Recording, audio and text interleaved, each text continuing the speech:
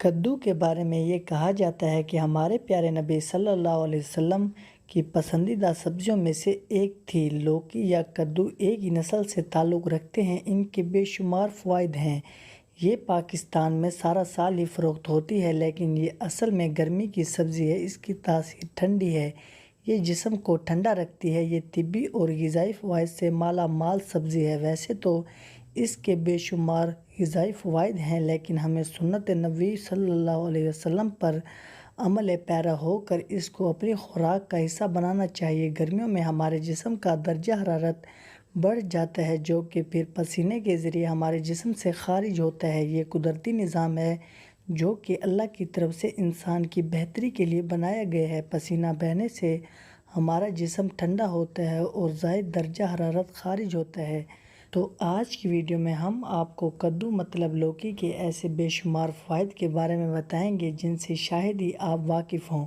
تو اس سے پہلے آپ سے ایک چھوٹی سی گزارش ہے کہ آپ نے ابھی تک ہمارے channel best health and beauty ٹوٹکے کو سبسکرائب نہیں کیا تو جلدی سے چینل کو سبسکرائب کریں اور بیل آئیکن کو پریس کر دیں تاکہ مزید آنے والی ویڈیوز کی نوٹیفیکیشن سب سے پہلے آپ تک پہنچتی رہے۔ تو ناظرین، گرمی کے مہینے میں ہمیں ایسی غذا استعمال کرنی چاہیے جو جسمانی نظام کو معتدل، ایکٹیو اور فعال کر دے اور گرمی کے اثرات کو زائل کرنے میں بھی معاون ثابت ہو۔ لوکی کدو موسم گرما کی وہ سبزی ہے جو ہمارے جسم کو ٹھنڈا کر کے جسمانی درجہ حرارت کو اعتدال میں لاتی ہے۔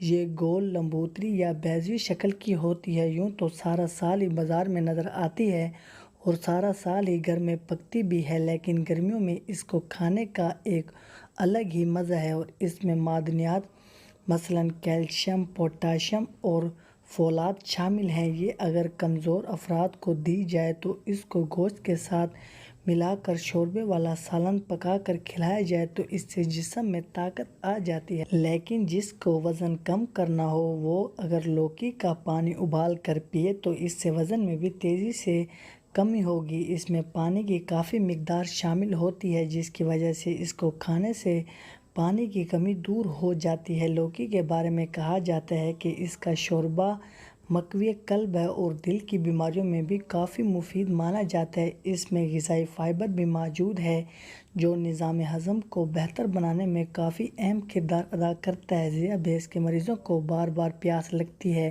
لوکی پیاس بھی بجھاتی ہے۔ یہ ہماری جلد کو شگفتہ اور شاداب بنانے میں بھی انتہائی مددگار ہے۔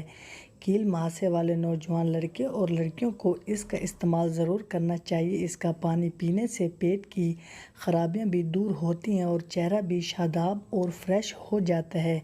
جلد کی کوالٹی بہتر ہوتی ہے۔ کیل مہاسے اور پمپلز والے لڑکے اور لڑکیاں لوکی کا جوس پئیں تو جلد سے خارج ہونے والی چکنائی کے توازن کو درست بھی کیا جا سکتا ہے۔